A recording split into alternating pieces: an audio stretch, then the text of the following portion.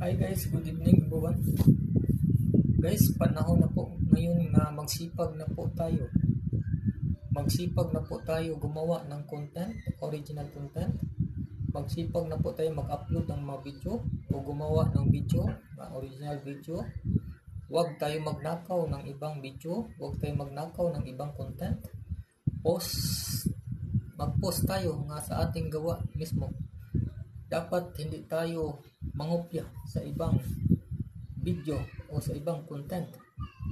Post original.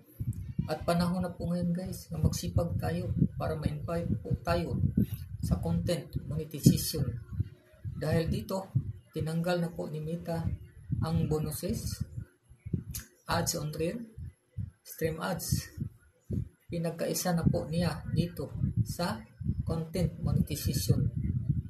Kaya dito guys, medyo mahigpit po ang labanan dito sa content monetization. Mahirap po tayo dito ma-invite dahil sadya po itong hinigpitan ni Meta at very strict po dito. Kailangan po dito ay organic at masipag po tayo. Post everyday, araw-araw. 3 beses kung pwede. Sipagan po nato guys para